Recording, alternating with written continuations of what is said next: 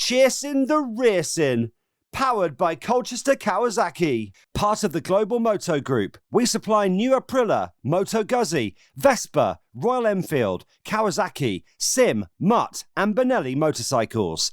3, 2, 1, and welcome back to Chasin The Racin, episode 147, and we're delighted to be joined by the owner of the most successful British Superbike team in history, 8 times champion Paul Bird, and son Frank Jr. How we're both doing, lads? 147th edition. So how comes it's taking that long to come to us? Funny you should say that. Hold on. Do you know, It shows how popular we are. 147. It's a bit like, do you know, when you ask a girl out and they give you the elbow, and then you come back in a few months and ask them again. I've been asking you to come on this podcast since probably about Larry Carter's even been on a heap for us. 147. They're just starting at the bottom, working their way up. We should call it. That's not a big Larry. Could have a new supporters club, the 147 Club. Get the money in for the tyre bill. Anyway, fresh back. Ronnie O'Sullivan could be a member.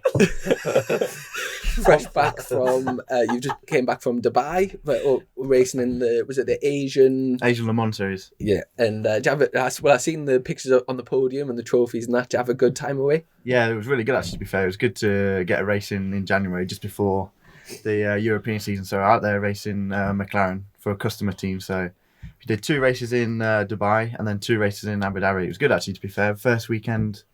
For the team with the car and stuff like that, so managed to get a podium, which was good in the last race. So it's a bit of a grind to get it, to be fair, but no, we did really well. Happy with the results. So I tell you what, do you know, as a family, you must have covered pretty much every single motorsport things, you know, from like motocross and then all the bike stuff, you know, BSB, MotoGP, World Superbikes, and then all the road racing, TTs, Northwest, Macau. And then the cars, and then the karts, then the GT race and the rallying.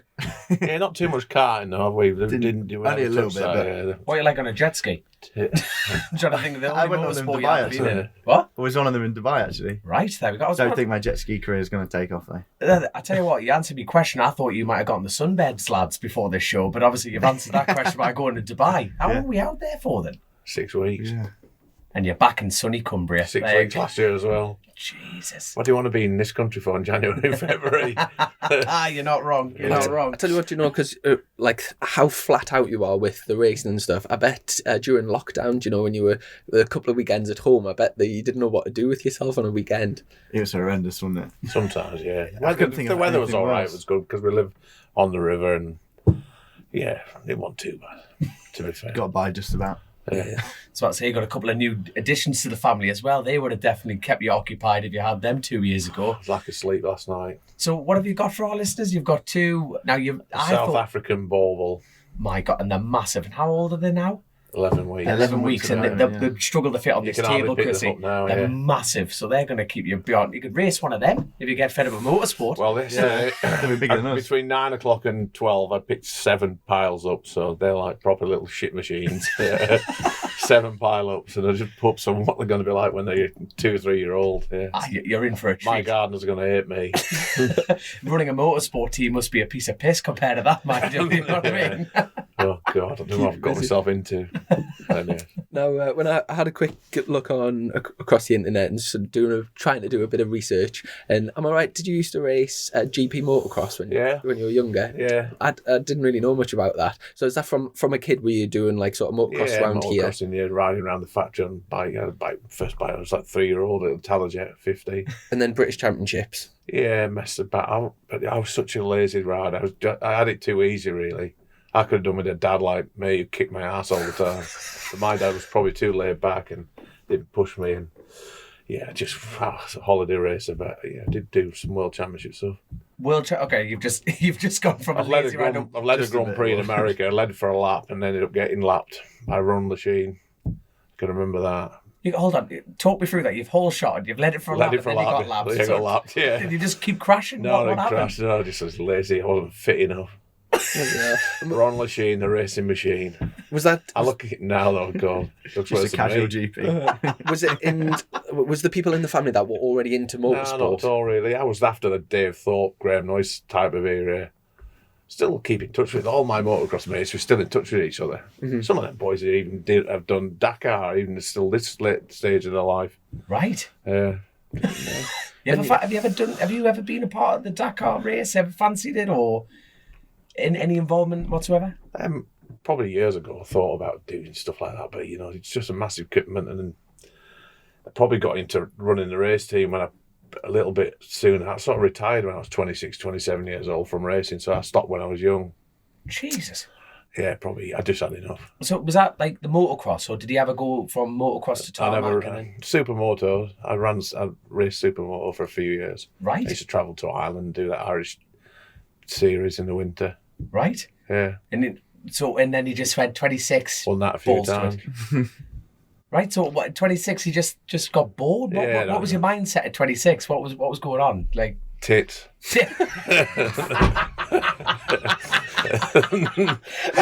Outstanding. There's no like a philosophical reason when I was in the state right up tits. I like tits. Tits are for me. Have you started? It ruined my career. Had you already started driving cars at this point? No, I didn't start rallying. I only started rallying for a bet. Right. For a £10 bet with Larry Carter. Right. That I couldn't rally because I used to take the mickey out of them. So he set it up. I did the Christmas stages at Catterick Ranges. Right. And a Mitsubishi Lancer. God, I can remember it well. I had a co-driver called Ian Windrus. He kept saying to me, "Can you keep off the handbrake, Paul?" I think I did all right. I possibly could have finished about 8th or 10th in my first ever rally. There'd be 120 cars in it. I set off number 82. I remember that. And the only car behind me was a Triumph 2000. Must have been about, well, God, you could have kicked a dead horse around faster than that thing could go. That was the second last car. And then we went from there. I loved it. Jeez, so you just went from the £10 bet, never seen the track, nothing like that. I rented a car off Petch, SG Petch, the car garage. They ran, so obviously Steve Petch was national champion, old Steve, and I thought, yeah, I fancy a bit of this, and I really enjoyed it, and then sort of took it like a duck to water, really. And then within a few months, I'd done Rally GB. Right. So I'd done straight into World Championship stuff within like 4 rallies, I think. And how did you hold your own? I didn't. I was terrible. Frank's actually done a World Rally, so he knows what kind of level it is at now. So my 4th ever rally, straight into it. Jesus, so even going back, so you first got on a bike around the factory and stuff like that. So what was your first experience with a dad who's kicking you up the arse all the time? So I want to know the comparison here. So what was your first experience? I'm probably too soft with you, though. I never say anything. Well, depends, really. No, you can't answer this. How was your dad's? Depends if I behaved or not. There was a few times where we fell out of it, didn't we? We've never had proper words. No, just a few. I just go quiet when he wasn't happy. Yeah. So was your inspiration at this point? I'm going to prove you. I'm going to just shut up, Dad. Yeah, you're having a bit. Yeah, I was probably back when I was probably a bit too much easy. That probably happened this year after Monza. Yeah. After Monza, he didn't drive that well. You got a bit ahead of yourself. Right. I crashed. Yeah. So, do you prefer that attitude now? If you know what I mean, no, I just gave him the home truth of what it was all about. I didn't go mad and give him a massive. No, it's good because you know where you stand. Told him what, and the next rally he was out. It was drove unbelievable. Yeah, then you got a bit kick up the arse and you know where you stand, and then ready to go again the next one. But even going back, so your first experience, how old were you when you first raced anything? 15. 15. Yeah. Car or bike or cars? Ginetta Juniors, which is like Motostar basically. He was shit. In cars. Yeah. God, he good. I can't believe from how bad he was then to how good he is now. Can I just jump in there? Obviously, with a family that's so involved with motorsport in general, was it a case of up until the age of 15? I mean, did you not really push Frank into racing? No, not at all. Just sort of let him decide, and then did you get to 15 and think, right, Dad, I want to try something? Yeah, I wasn't really interested in it, to be fair. Well, he went racing with us, everything. Where you grew up with it. Yeah. Went to watch the bikes all the time, and your friend Norman runs a touring car team, so I used to go there for the weekends and watch. And then he got involved with like a Ginetta thing. I don't know if you know that. John McGuinness has started driving them actually. Yeah. So he got involved with that, and then I got opportunity for a test, really, wasn't it? And then just went from there at 15. Are you just waiting to see at what age Frank develops the love of? No, I'm just thinking about if he hadn't gone racing, how good a nicer yacht I could have had. That's a no Full of comment. tits. It's car racing. If people think bike racing's expensive, it's nothing compared to car level. really. It's another level. Jesus. So at this point, you've grown up going to BSBs and world champion, traveling the world with motorbikes. Yeah. At no point were you just not what was... I had a motocross bike and stuff when I was younger. Yeah. But I don't know. I just wasn't interested really. Oh, which is fair enough, Yeah. isn't it? I don't know what. No, how I got. Yeah, it's just weird. I didn't want to go on a bike anyway. To be fair, you lot are nutters. So I stay way clear of I that. just come out with it once. He said, "Can we go car racing?" Yeah. I says, "Yeah, let's go." You know was it, really. what I like about motorcycle races? No one ever contests that as an insult, do they? You're nutters. Every single rider goes, "We are." You just going, "Yes, we are." And Just crack on. your daughter Lexi, she's doing a bit of motocross now, isn't she? Bit of everything, really. Yeah, but the trouble is, she goes to like a sporting school, so now she's at school till 4:30 on a Saturday. So it's difficult for her. She's so tired because it's not boarding yet. So, yeah, she'll have a go at anything. To be fair, A couple of the lads that, like near where we live, know the motocross tracks over there, have said you've been there with Lexi. And well, we used to go out riding with Christian and summer. And every Wednesday we used to go to a track. Schoolhouse, is it? Schoolhouse, yeah. And he used to ride out with her. So she went from being Josh Brooks' #1 fan to Christian Hidden #1 fan. You keep swapping all the time. Swapping, depending if it was motocrossing with her.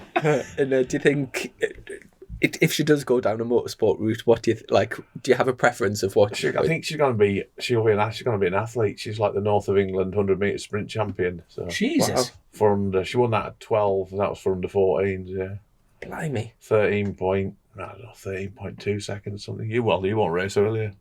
No, she's catching me. Yeah, I she's can quick. only just do it She's now. a little powerhouse. Jesus, Yeah. how old is she? Yeah, she's She's 13. 13 now, yeah. And her other sport she excels at is, believe it or not, shot put. So I've got a daughter who can shot put.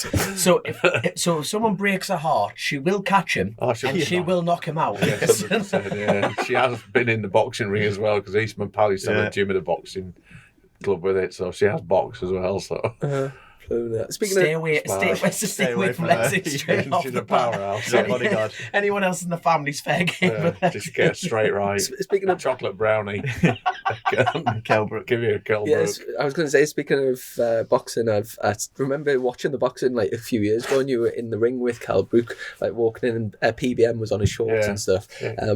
You must have been chuffed with the recent fight. Oh, 1000%, yeah. It was class, wasn't it? I spoke to Kel a couple of weeks ago. I asked him, when did you know you had him done?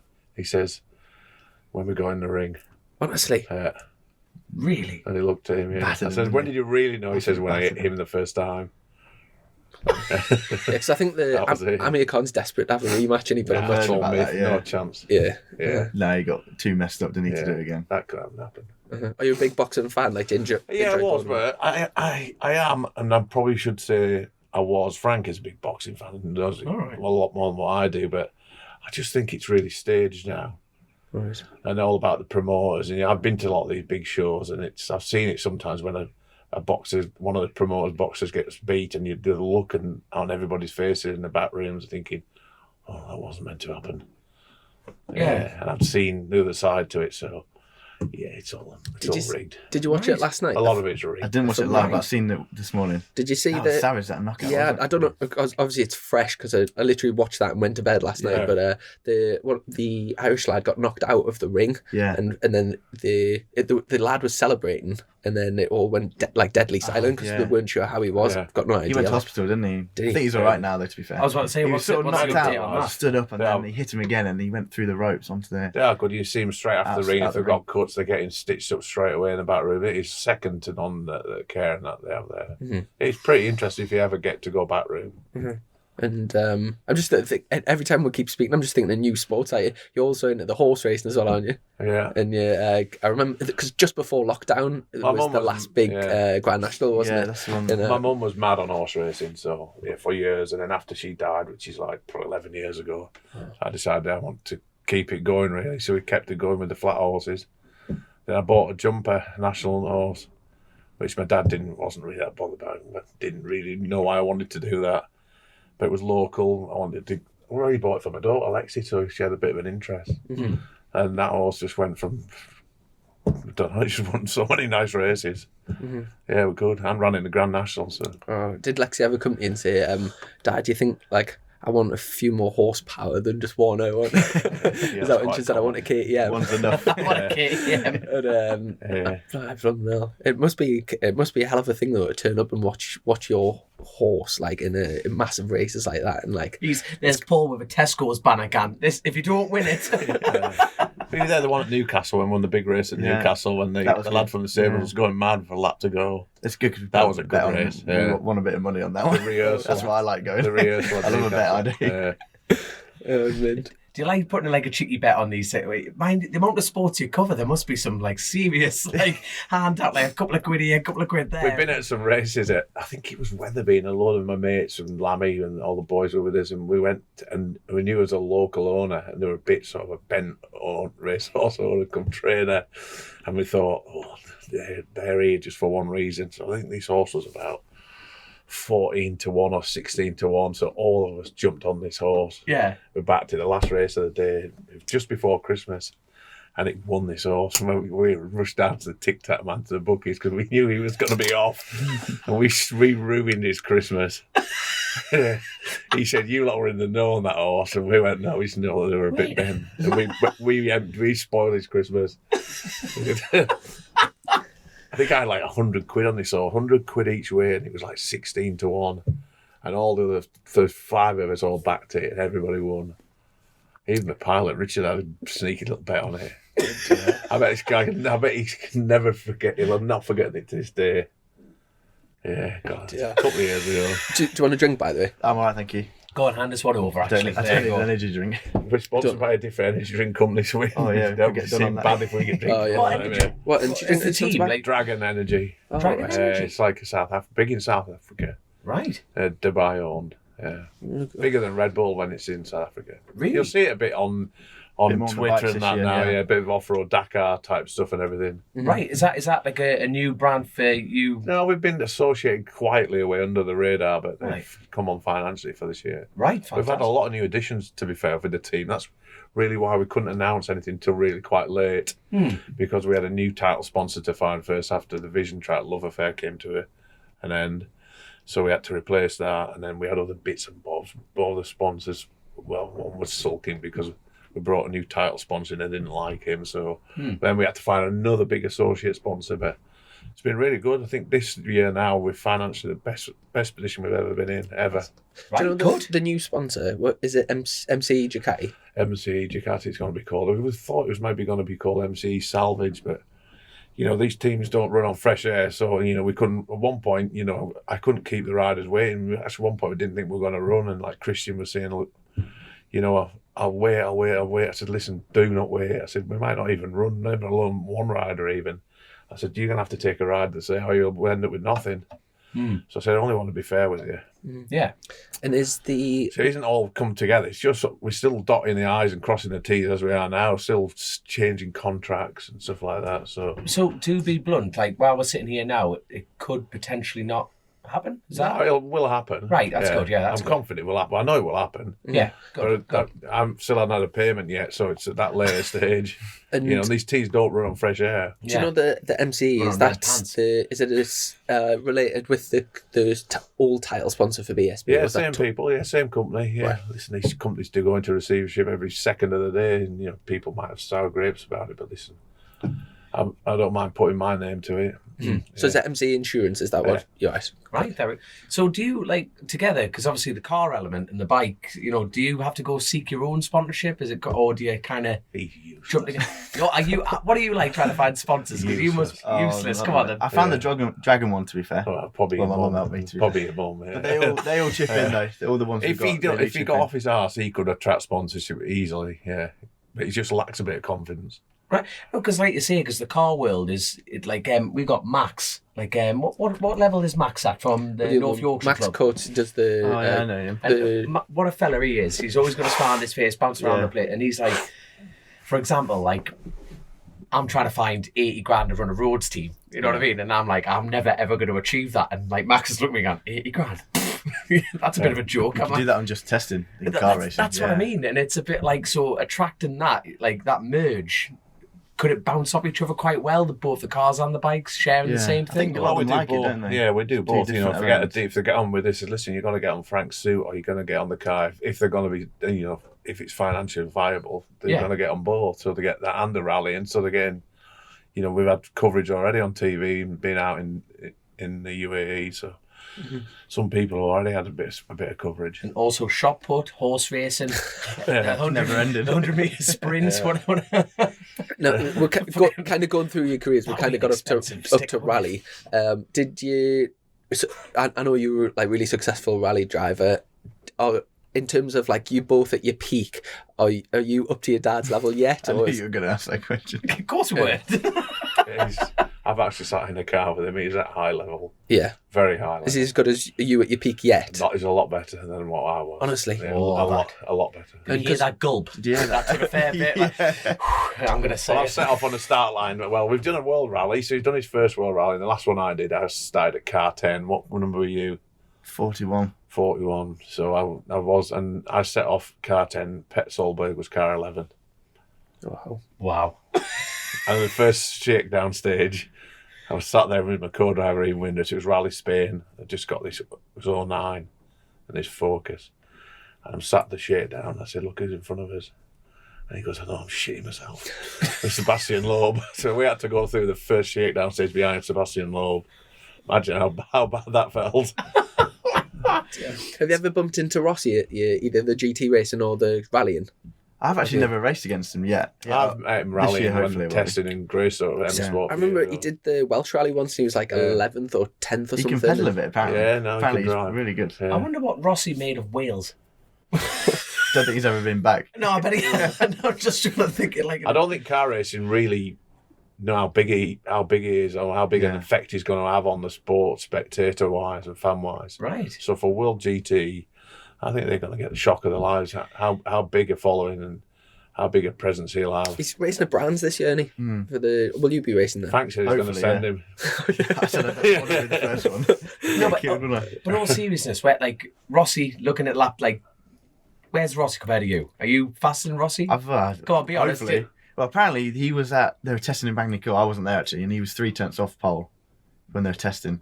Dad drove in the team. He's in the team I was with last year. Right. So- Apparently he can pedal, so he'll be up there. Because like you said, okay, like talking about the Rossi thing, he was Listen, such. he'd be good at everything. Yeah. That's what I mean. Rossi. And anything. If you give him a pool cue, he'd be good at natural pool. talent. If you give him Yeah. darts, he's probably good at shagging even as well. He's going to be good at everything. Speaking If you of give which, him a guitar, he'll be he can play a guitar or play the piano. Just next one of them Empress. guys who can do everything.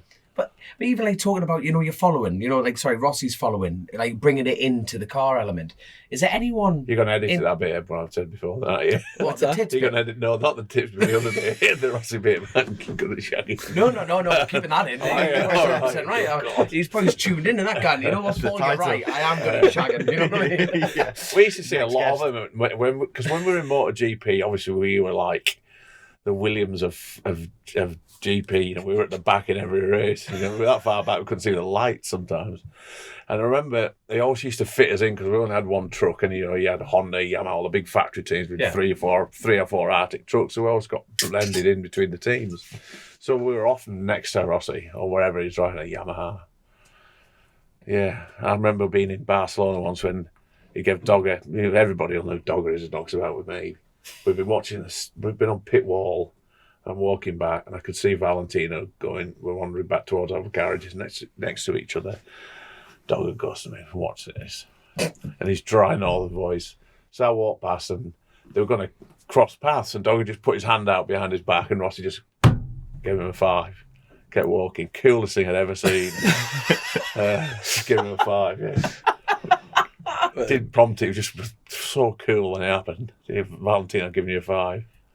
Yeah, not many people get that. We were down at the London show and like John McGuinness was just texting him. Yeah. Like he was just bored of our crack and he went, no, I'm just going to text Rossi. And went, like all of us are just looking over John Shulgan. That is literally one of the coolest things you can have in motorsport. It is if he texts you back. Did he text him back? He was all right texting him. Yeah. It's probably one of his mates down the pub. He's just changed the name on the phone. That's it, straight away.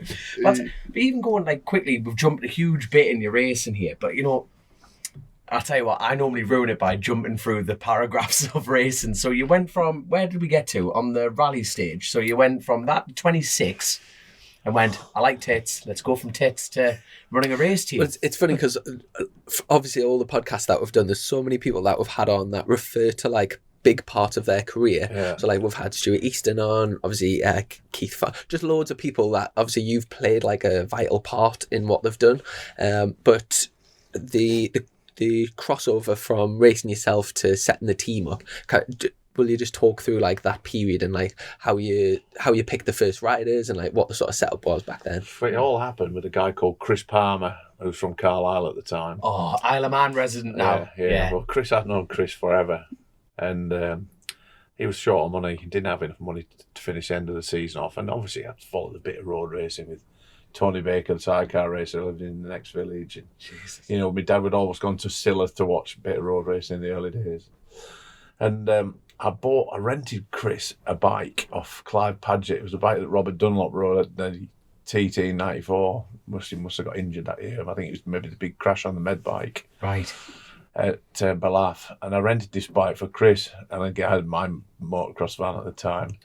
And I letting him that enough. We went and did a bit of racing, and he won the last race of the year at Brands Hatch. So 94, that's where it all kicked off, really. Then I helped a couple of lads in 95, like Sir James Hayden. Just give him a few quid, really. But 96 is where it all really did happen, when I bought McGuinness a bike, and I bought Steve Patrickson a bike, and c'est la vie, there it all is. But like you say, to actually pick someone, like, you know, to help, it's a huge commitment, They were skint they were all skint at the time. All these lads were hard up. But Steve Patrickson, I just liked Steve Patrickson because of who he was, and I'd followed him through Grand Prix from going to watch him when I was motocrossing. And then where it went from there, 96, I wanted to do the TT. Because I'd been there and raced myself on like motocross events when I was I was about to say, we skipped this in everyone's career. You did the TT. No, but I went to watch like the Isle of Man TT. I've gone there since I was a small boy. My uncle lived on the Isle of Man. He was an ex-banker. And I'd seen the TT, obviously been watching it when we were children. And then I fancied McGuinness wanted to do it. I says, well, so do I. Let me buy your bike, and then where we go. So where was John McGuinness in his career? I knew him because he used to come and do a bit of motocrossing and scrambling in the winter and stuff like that. So I'd meet up with him then. And right. I was obviously still racing then. And yeah. I must have been a bit of an idol for John. I was about to ask, who was better on a cross-egg, you or John? I probably would have lapped him, I think, in them days. Really? Yeah, if I actually do think back, I'll have raced with McGuinness at Clifton Dykes or local events. And 100% I will have lapped him.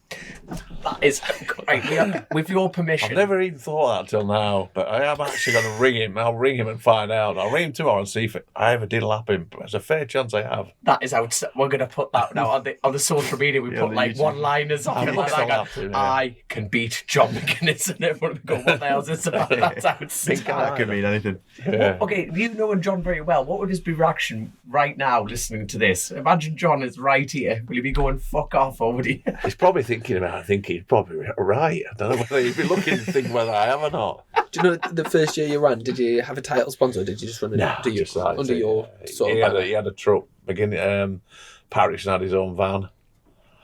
And off we went. I used to knock about a lot then with Frank Rathall. So the bike was based at Frank's, and Frank did the engines, and Frank was my best mate. So he's probably to blame for me getting into road racing. Right. Frank Rathall Senior thing. We've actually got Frank Jr. on the podcast later on. We're going to pop down there afterwards and do our next podcast with Frank. Have you got any good questions for him? Anything you would want to ask him? Don't know. What have they done with all the money I've given them over the years? Do you know the Frank Senior was my best man at my wedding. Him and Larry Carter were my two best men. and they were rubbish. Asking about his speech, yeah. Their Go on then. speeches were horrendous. Really? Yeah, I thought they were funny. They were, you know, Larry's like how long he goes on for. Yeah, I think some of the guests are thinking Larry was sit down, please. Do you know the Frank sort of? I mean, like obviously, there's a lot of Franks around here, like between the Rathole. Yeah, there is, isn't there? Yeah. Are you all named after a particular Frank, or do you kind of like? I mean, who were you? Were you named after your dad? Yeah. And then My dad's actually called Frankie, so he is Frankie, I'm a Frankie but as well, same yeah. as my dad. right. Yeah. And what about is I it was just thinking of the will. That's why. And my brother had 3 boys and didn't name one of them after his dad. So as soon as Frank was Mr. born, Trick, bang, straight after my dad. is it Do you know what I think about it, Paul? No, Yeah, his name name after Frankie dad, yeah. straight after. is it just is it just a coincidence that Frank Raffles are also called Frank? Is there no link there? No, not at Yeah, all. just No. Battle of the I Franks, just think yeah. I just like the name Frank. His son's called a Frank pretty- as well now. Yeah, Frank Jr.'s son's called Frank. Uh-huh. It's a very keep- sort of traditional Yeah. British yeah, name. Isn't it? straightforward The name. posts in the house must be a nightmare. Yeah. Frank, Which what, one's go, this go, one? Isn't speeding it? ticket. Who wants it? That's a good idea. Just call everyone the same name in the family. Then Isn't it now? My dad will he diverts the post, so he gets it before anybody else. Yeah. Clever man. See clever what man. you did. Looks like okay. But I opened your bank statement by mistake. Oh yeah, good one. So you know when he first started like supporting riders and helping them. So was that the birth of Paul Bird Motorsport? Were they riding for you, or were you just supplying bikes at that point? Just probably personal sponsorship it was, and then it wasn't until the McGuinness thing where I bought the bike and ran it really. Right, and that was literally just the birth of it was probably with John going to the Isle of Man. Like That was it. Northwest? Did you do Northwest? Yeah, we wanted to do a Northwestern T. That was what the 2 events we actually wanted to do above Yeah. anything else. And then obviously did the British Championship. So And from that, did you just kind of get like a satisfaction from like being there with your own team and the Yeah. success? Get like a kick out of that? That's then like led to just reinvesting and building it up. yeah, loved it. And it was like trying to educate the guys from all the mistakes I've made. God, I've made so many mistakes when I was racing. And I look back and I think I don't want these guys to make the mistakes I made. And what time period was that? So this is at 26. Like, you know what I mean? So you made a lot of mistakes up to that point, to 26. So what was what's the best bit of advice 26-year-old Paul Bird could give a ride at that point? No, you know what I mean? Like, obviously you've done GPs, you've gone around the world and stuff. It's like, and you're still incredibly young at 26. That's Done a bit. God, I think back. But, you know, look at, I'm 54 years old now, so I've a few miles on the clock now. So I have a bit of experience behind me. Yeah. Imagine like in the position you're in now, imagine if there was another, like a team owner came into the paddock with a superbike team who's 26 now, you would like... You'd laugh him out the door. Right now, you would... said, I mean, "Don't do I'm Don't do it. I'm 26, Don't but... do it. Just keep your money. Buy yourself a nice private jet in 10 or 15 years' time, a nice big yacht. A single like there'll be no more team owners after this podcast. That's it. You would think they're like... I think people realise how much you do actually have to have spent to run a motorcycle team. You know, and I see what it is to run a car team. So I bet your accountant loves you. I'm thinking about this. the team actually has made money. It has made money one year and 1 year only. 1998 is the only year it's ever made a profit. Jesus. What year was that? Like, who did you have riding for you? A good accountants and obviously filled the books a bit better. But no, it was probably the heyday of the Honda era, really. Yeah. When Honda was throwing a lot of money into racing. So yeah, it was pretty good then. So you know you're running McGuinness. He won the T. Was that his first TT win? No, that was 99. Was that on the So that in was on the Vimto 96, bike? yeah, 96 we our first TT. We won our first TT in 99.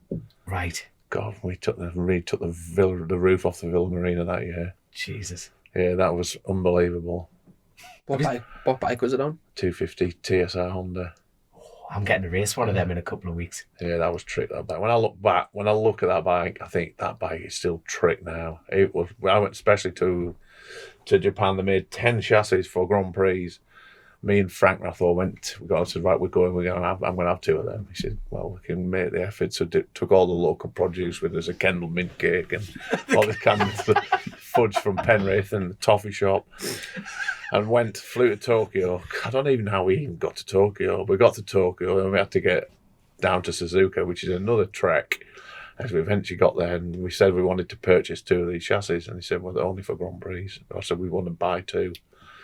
And he sold us 2 of the 10. We persuaded him in the end. I think only because we'd made the effort to go all the way to Japan to see him. With all that Kendall mint cake. Did the trick. I must ask, how much was a GP bike then? You know what I mean? Like, if there's only 10 of them in the world, you know, you've got these blokes going, we can put a price on it. Just a rolling chassis, so I'm not sure. It could have been like 15 or 20. They were expensive. Yeah. Like, they were expensive thinking back then, and I bought 2, but I don't know, it could have been 50. I'd have to ask Frank, because I'm sure he could remember.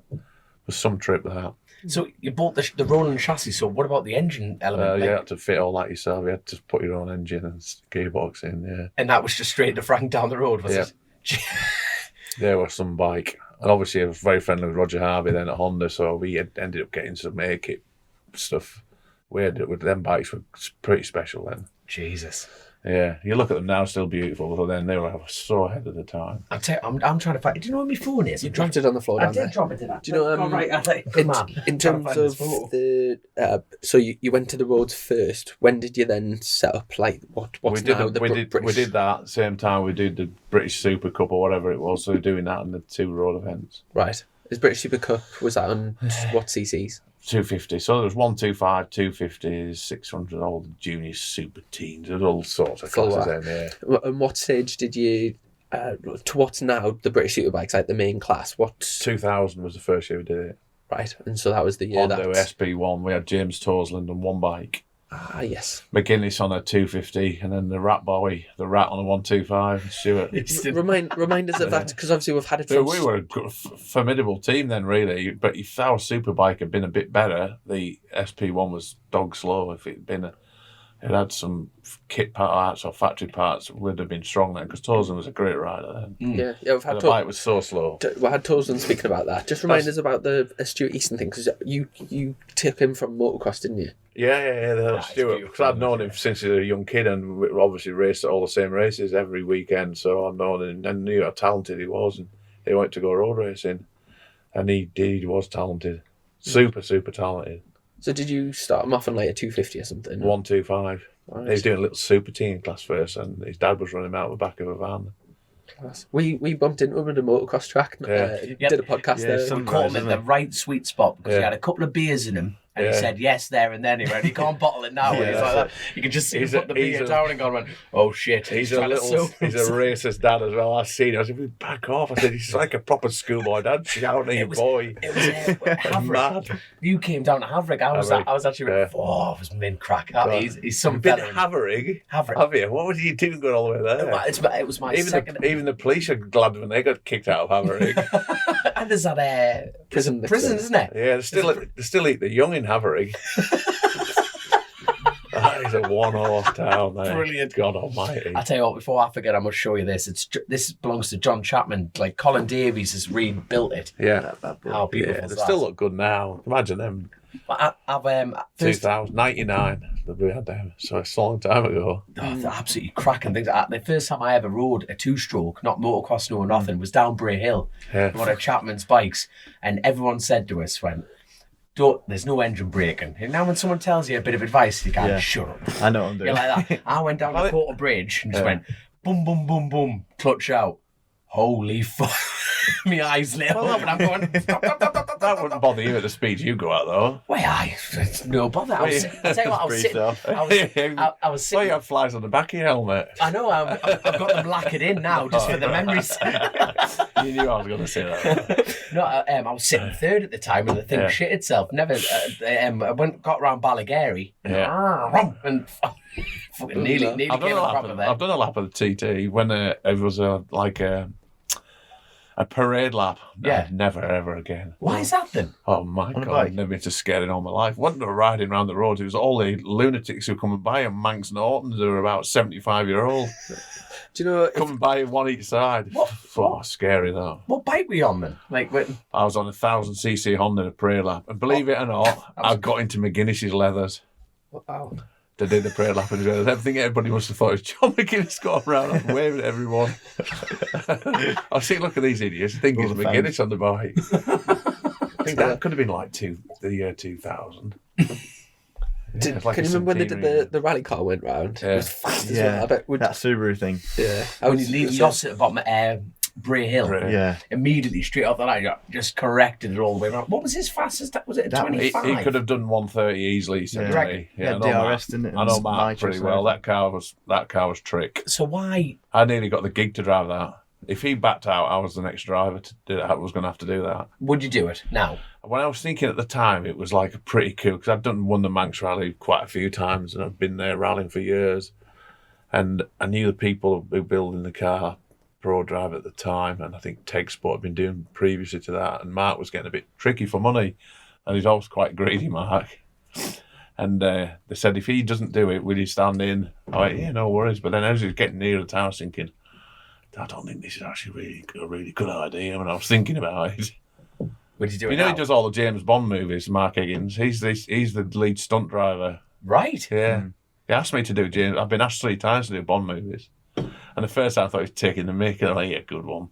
But he actually, when I found out, so I've been asked twice since as well to be a stunt driver for them. Why didn't you do it? You had to go away. Why? Well, you had to, first of all, you had to go away for 13 weeks the first hit for filming. Italy, 13 weeks, and you were there non-stop. You couldn't come back. So I couldn't commit to that. It was impossible. Wait, if you get that opportunity, I can't drive a car for shite, but if you I'll step in and do it anyway. will as well. Well, Jenny Timler's done it. Like Paul Edmondson did all the last stunts, didn't he, for the last Bond movie? And I think Jenny Timler's been involved in some Bond films. Yeah, she's heavily involved in the stunt world, isn't she? So fair play, mate. And do you know, after, so you did your first big year with James Toseland in Superbikes, and then talk us through like the riders and the bikes that you had. Did you stay with Honda after Honda that? then, yeah. Then when we jumped, I thought, God, why were we running around on this? We were lucky to get in the top 10 with it.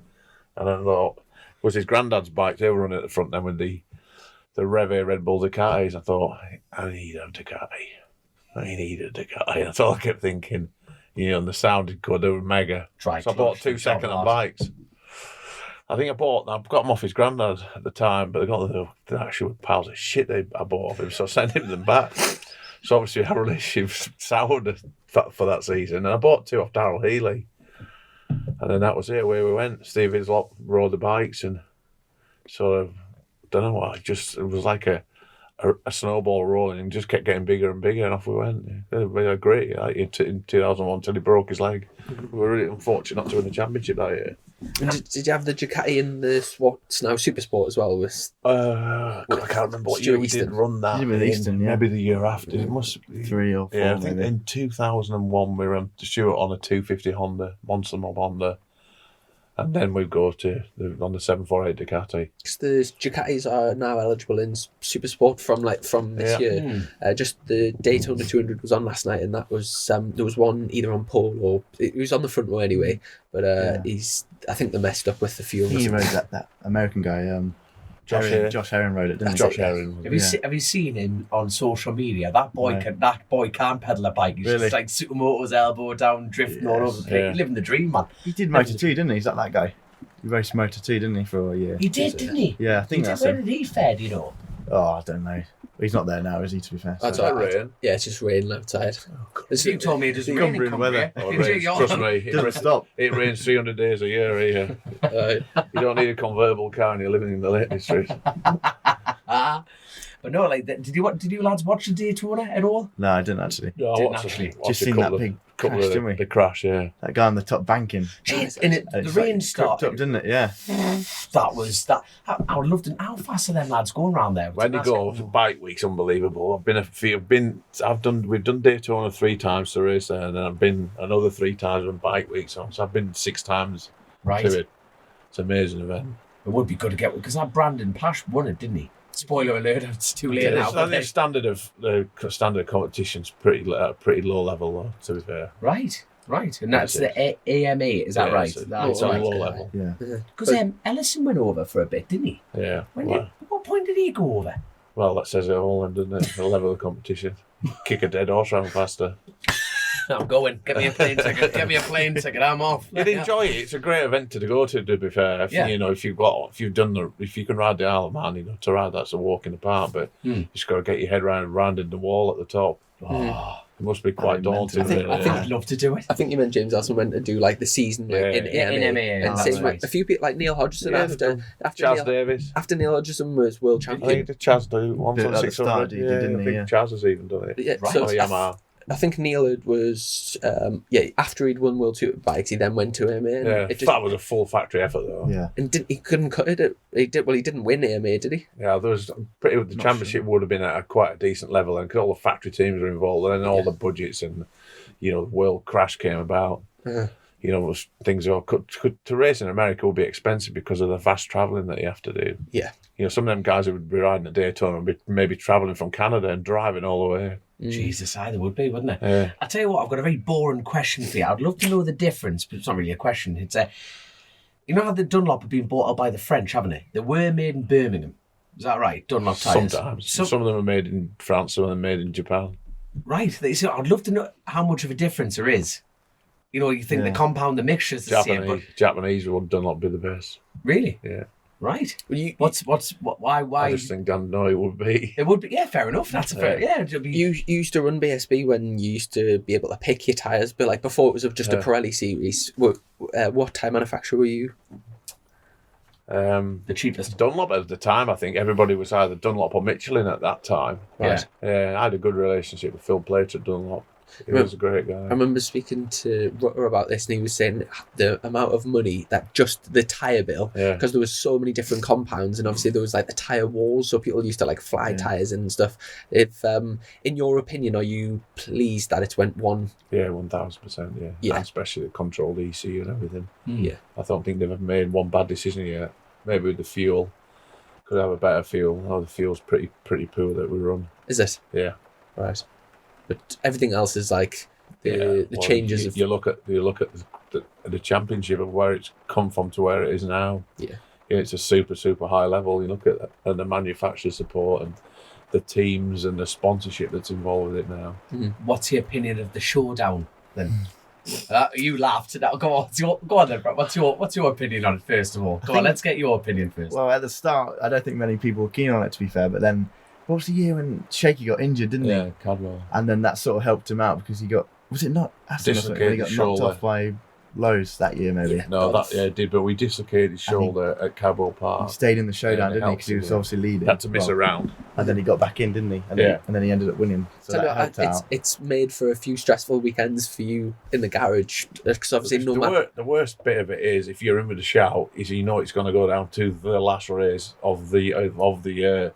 And I've been there. I've been with a rider. I've had two riders. One with Shaky, he had to finish 9th, and he just wanted to win the race. And we were mad on the pit wall. And Brooks, the last time Josh won it, he said, "Listen, I'm better off out the front." Said that's the strategy we're going to go for. 20 laps, imagine them 20 laps. Do you... You don't know you have to win, and he's there, and you're only a second in front of the chasing back. At that point, as the team owner, do you get involved and give your opinions, or do you just kind of think that they're the professionals, let them get out? No, that's what they're getting paid to do. Even with all my staff in my team, they're getting paid to do that job, and it's not right for me to belittle some of my other staff. You're paid to be a crew chief, and I've seen them doing a wrong signal on the pit wall or whatever. Look, I'll not mention it. I just wouldn't do it. I pay them to do a job and let them get on with it. Yeah. We all make mistakes. And in terms of the stress on those, the final race of the season, do you find it difficult? Like, is it proper, or are you quite relaxed about it? I am probably a lot more relaxed now because we've won 8 championships, and there's not anybody else has been anywhere near that yet, and probably not likely to either. So I don't know, but I thought winning 8. I look now sometimes and I think 8 championship. How the hell have we managed to have done that? I was having a quick look through the stats. There's like 125 Superbike race wins we had. and there's like something. And we were missing for 6 years. Yeah. Speaking of which, Jesus, you did the 4 years in World Superbikes, 3 years in MotoGP. so from in BSB, the first stint you did Honda, then you did the Ducati years. Yeah. Did you change manufacturers before? We ran. I never run Kawasaki's. No, we went Honda. We had Ducati's back to Honda. Then we went to World Superbike with Honda. Then I got the contract to run Kawasaki. Yeah, And then you that won was TTs in then we- North Way. That was a busy year, that, mate. Yeah. Yeah, we were in two sort of separate teams. Well, we one in MotoGP, one in British Superbike. So Jesus. it was good. Good to think that we'd even done it. Built our own MotoGP bike. Really, I think, God, how did we actually do it? Well, I tell you what, we'll come up because I've got a few questions for that MotoGP thing. But the World Superbike stint before then, so you've had a good few years in BSB. Did it just get to the point of which you thought to yourself, you fancy another challenge, and you'd like? I was just a bit bored. And do you know what? At the time, riders had absolutely zero loyalty. And I thought, you want to go and ride for Suzuki? Well, all right, then you go ride for Suzuki. That was shaky at the time. I'm going to go to World Superbikes. And Sykes had gone off to, I think they maybe both gone to ride for Suzuki to ride in there. I thought, well, you two can ride for Rizzo Suzuki. We'll go to World Superbikes. And who did you take? Oh, my God. Gregorio Your favourite rider. Lavilla. Gregorio Lavilla. I'm glad you said that was going to be one of my questions. Who's been your favourite rider? He never crashed all year. He never fell off once all year. Was there a He bonus got a little bump off it. No, he didn't. He never crashed. And we had a Frank Rathall tuned Fireblade. Our bike was an absolute rocket ship. At Monza, it was the fastest bike on track. Wow. Private bike. And that's when we got approached at Honda to run at Monza to take the Kawasaki World Superbike contract for the next year of Steve Goodridge. Jesus. And looking back, are you pleased you went down that road and did you enjoy it? Yeah, it was just a big learning curve because we were travelling the world and that then, and we're only a little team, and we got employed by a manufacturer to run a big manufacturer. I remember at one point you had Sykes and Vermeulen on the Kawasaki's, was that right? The first year was Vermeulen. He got injured at Phillip Island at race 1, which was a shame because we looked like we were going to have a strong year. So there was Vermeulen, what the scores? Makoto Tamada-san. And did we have a third ride? I think we were on 3 bikes. I can't Didn't remember. Brock Parks ride it? Brock Parks must have had Brock on, did we then? I ran 3 riders. God knows how. It must have been a huge commitment, not even just the logistics of, it's hard enough just doing it in the UK. The Kawasaki was a poor bike as well, too. The bike was a nail, yeah. How much freedom did you have working? Quite a bit, to be honest. Right. Yeah, we improved the bike a lot. So it's It was a shame that we got to taken offers because we got to a good level with the new bike, but it was out of my hands what had gone on with one of the drivers. Obviously thought he was going to make money from bringing drugs back from Europe, so right. That was it. The Japanese were obviously very embarrassed about the situation, so that was a difficult year for us, to be fair, because I've been tired with that brush for probably the rest of my life now, and it was a kid I grew up with from over the northeast. I'd raced bikes when I was a kid, and he obviously had short of money, and I thought this is how he was going to finance it, by bringing stuff back from Europe. And just bunged it in your truck and then... Yeah, we didn't bung it in one of the other guys' trucks, so... Right. Yeah, I won a good time, to be fair. It was a rough year, that. And then you're trying And it to was difficult I'm going to apologise for the rest of my life for that. I know that something that was out of my control, nothing to do with me. Yeah. Just unfortunate that we had a driver who did that, but... Anyways, that chapter's closed. Yeah. Just a shame because, I'd raced Kawasaki's for a long time when I was a young kid. It was a dream for me to have that. Never ever thought we would have been able to do something like that when I was a young kid. And to get taken off as, and then they won the World Championship the next year with basically my team. You won lots of World Championships since, because Johnny Ray, I was the first guy to ever put Johnny Ray on a superbike at Bishop's Court. Right. 2007, won every race. Jesus. You didn't know that, did you? No, we do now. Yeah. Do you know your World Superbike era? You got a few race wins in that time, didn't you? Not enough though. Yeah, we won once in the Nürburgring in the wet when Tom won then, but only really won because Noriega fell off on the Aprilia.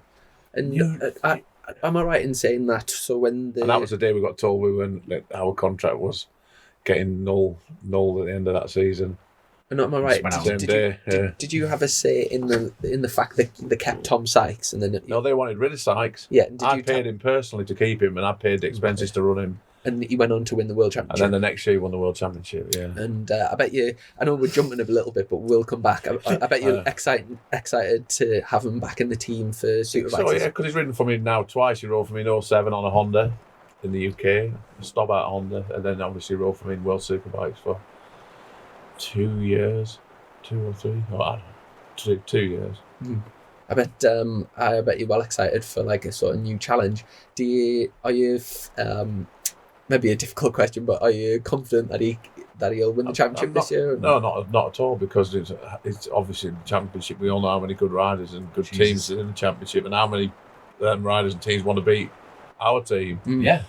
But he's coming back from World Championship with a target on his back, as Scott Redding did, but Scott managed to pull it off. Yeah. So I think I've got a rider who I do rate highly. He knows more of the tracks than what Scott did that year. I know my team's at a good level, the bike's at a good level.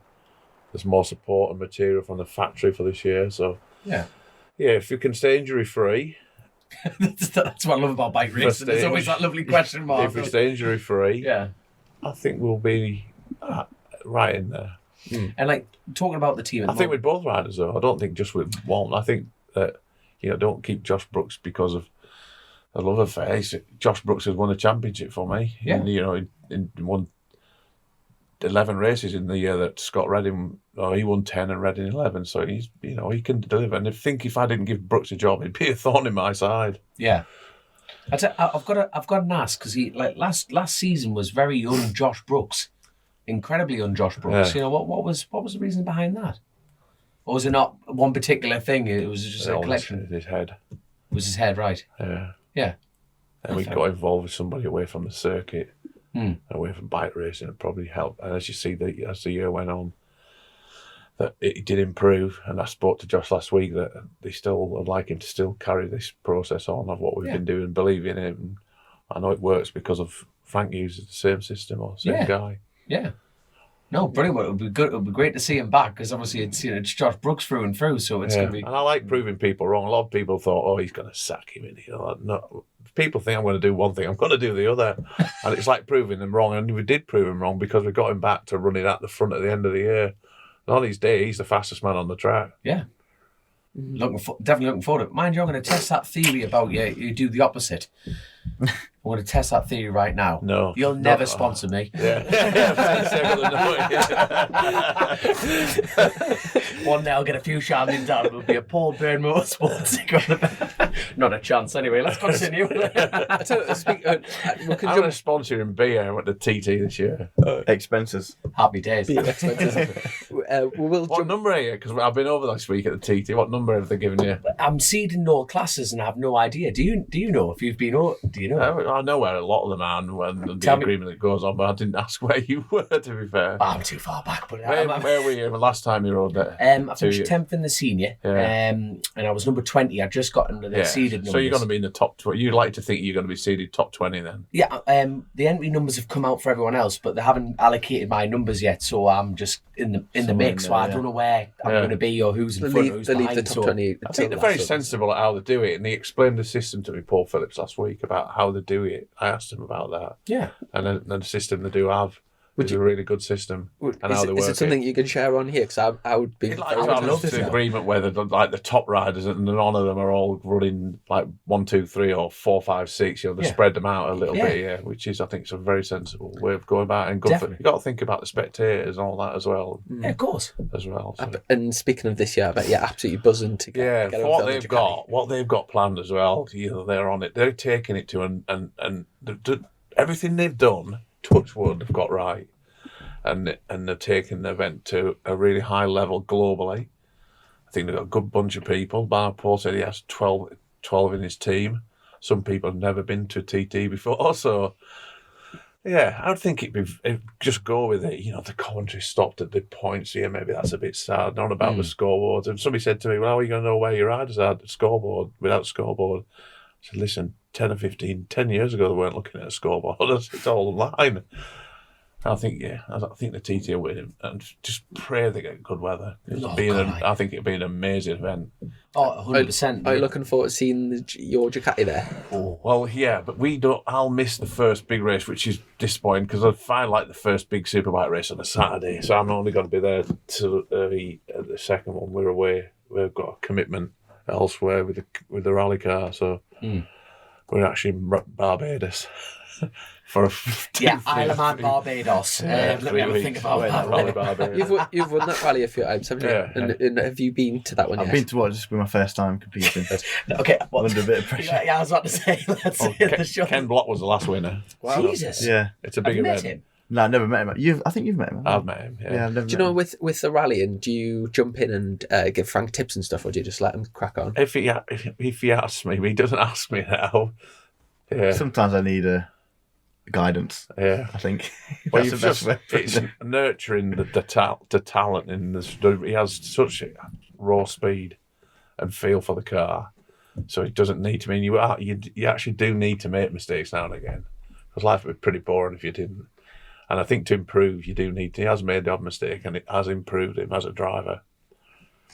I tell you what, there's one car, and you both have to like. Who's going to be the co-pilot? You both have to be in a car. Who would be the co-pilot? Who would be the driver?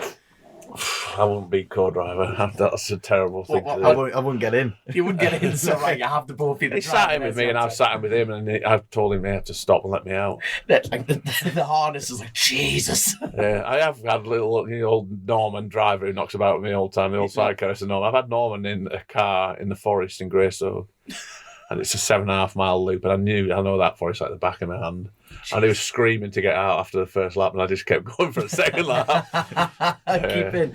I tell you what, one of my biggest heroes on planet Earth is Travis Pastrana. Have you met him? No, I wish I have. Oh, I'd love to meet him. Did you see like the world record when he roofed it? And the car spun like 10 times or something like in the Subaru, and it just well, Grace will have to put this on the YouTube clip, but it just rolled and rolled and rolled, and he's just got out and went. He says something at the end, doesn't he? Yeah. Are you alive? He goes, yeah. And he's like, hell of a ride or something, doesn't he? Yeah. That's it. He was absolutely buzzing. Them cars are built to a high level. God, and I've had a couple of big they? crashes in my time, and and you look at the car and it's. What's been your biggest near miss in life? Never mind. I had a big accident in the Alaman.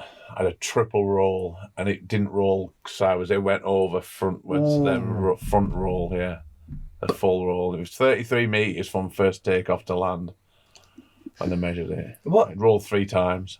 33 metres? What kind of speed were you licking to get 33 metres? I was a gear too high for the left hand, and I knew the corner. It was the second last stage of the Manx Rally. I had a huge lead. I don't know, it was dream world. And I arrived at the corner, gear too high. I knew it. I can remember doing it now. Oh God, it was bad. Did you like just one of them? Just this is it. Well, You must have thought, because the thing is, for it like, takes forever. You'll know when you fall off a bike what it's like. It takes forever to happen, doesn't it? It takes forever. It does, doesn't it? It's that waiting, that first impact when I know for motocross, when you go off that air, you think, oh, this is gonna hurt. And then bash, you think, oh, that fucking hurt. And then bash, oh, it was even worse. Yeah. Jesus wept. Yeah, it was pretty bad. Some big ones.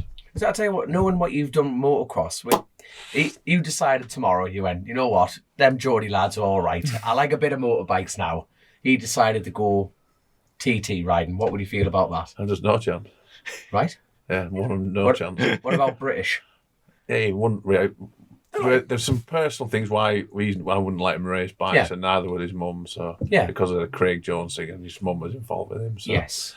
And I've seen it, and I wouldn't want. Yeah. Oh, fair enough. Stick to 4 wheels. Stick to 4 wheels. Much safer option. You can go 33 metres and land on the roof and get away with it. It landed on its wheels, three rolls. And it landed on its wheels? First impact was the roof, then it ended up on its wheels, Is there any footage of that, like, hidden on the internet? No, so everyone films everything. I re-broke my collarbone on the straps. The impact with the sudden stop. Jesus, wept. Sorry. Well, I was just going to say, after the period in World Superbikes, you didn't come back to BSB, you went straight to MotoGP then, didn't you? No, we went back to British Superbikes, and Was that like... So we ended up, it overlapped, so I had one team in British Superbike and one team in MotoGP. I do remember that, yeah. And but again, it must have been a hell of a thing to set up a MotoGP team. Back then it was the main class, and then was there some like CRT they were called. CRT. We just went in with one rider, James Ellison. So first year it wasn't too bad. We only ran one bike. Yeah, I remember that. One rider with two bikes. You had a couple of top tens with Ellison at the end of the season. Won the CRT class in, I think it was picture with Valentino. Maybe was on the roster the same day. And there was that fit, you know, that huge Lorenzo high side was when he was going to pass Ellison, and he went off the dry line to pass him sideways and huge. But I mean, for like first year in MotoGP, and it's like a CRT and being top 10 in the main class, like you couldn't have done it. The coolest bit parking your car with the rest of the MotoGP riders when you hire your car. You're Really? rocked up, you're parking with all them, yeah. And you walk by, and Mike Trimby had it well sorted. They had to people. Did you proper enjoy that year? Yeah, you know, it was like, wow, we're in MotoGP. We've made it. Big time, yeah. Do you know- Like, big time. It's really. And I was like, wow, I can't believe this is here. Have you had moments like that, then? Who's the most famous person you've raced against? I Who do you want to... Okay, answer that one, and then who do you want to race against? want to race against Rossi. Hopefully this Rossi. year as well. Yeah, definitely. I think that will answer both questions. There He'll be you the are. most famous, and then the Nice. Yeah. You'll be like that. Get the photo, get the photo, get the photo, get the photo, get the stay photo. away from it. Don't want to take him out. I mean, even from a young age, like being born into the family, and then like you've always been involved with like high level of motorsport, and like it must be like quite normal for you to like turn up at a MotoGP, and like your dad's got a team, and then you turn up at a BSB, and like it must be like a bit of a surreal. Do you know when you think of like Yeah, you don't really think about it too, because you're just growing up around it. The first race I went to, how old was I? At Cadwell Park, wasn't it?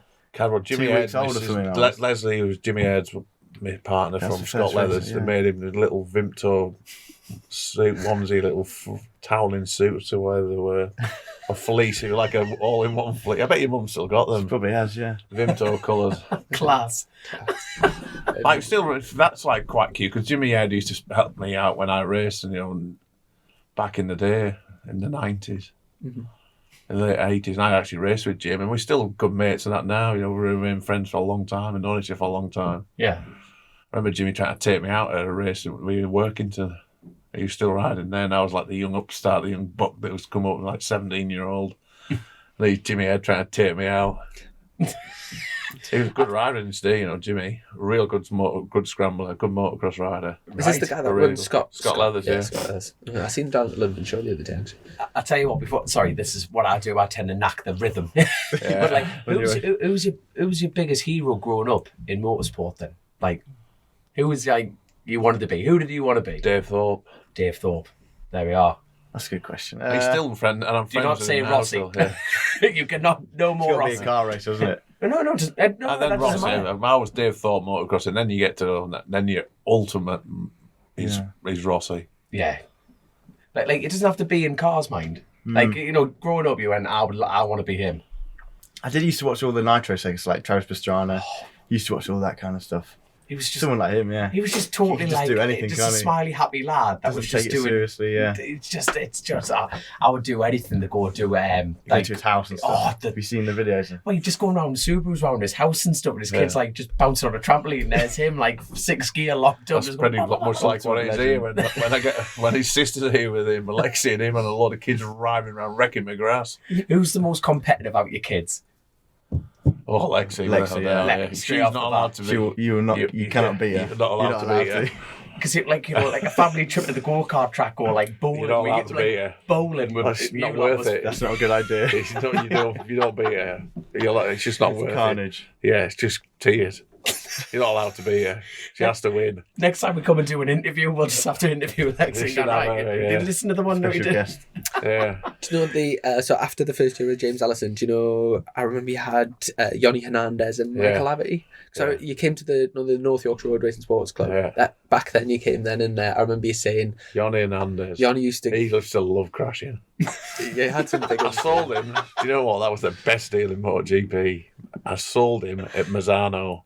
I pimped him to the Pramat team. And they had an injured rider. So I did a deal. They said that his manager was going to take him. I said, well, you can't. It was under a contract. Well, we are. I said, I went to see the IRTA. After we had a meeting, and I said that it was Gadotti. I knew him from the old Aprilia days. I said, I'll sell you him. So I wanted rid of him because he could crash. And I worked out how much money he was going to cost me in crashes towards the end of the year. So I sold him. I got 70,000 euros and a big Pramac generator for my house. I'll show you the generator. I can't wait to see this generator. And I thought, this dodgy talent, so I made them pay IRTA, and then IRTA pay me. So I sold Hernandez for 70 grand. I wanted 100, and I was hanging out for 100 grand. When I got 70, Mike quoted the deal. I got 70, so I can't believe you done that. And he got a generator thrown in as well. Outstanding. Use what you've got. That's the way to do it. I worked out how many crashes he was going to have, and they needed him, and there was only a list of certain riders Ducati would allow them to have.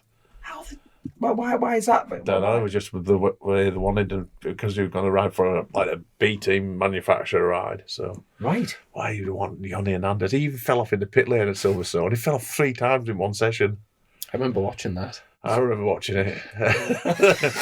The most How can he standout fall moment. off in pit lane? He fell off in pit lane. It was, it must have been. But we were had to pay. We were paid to have him.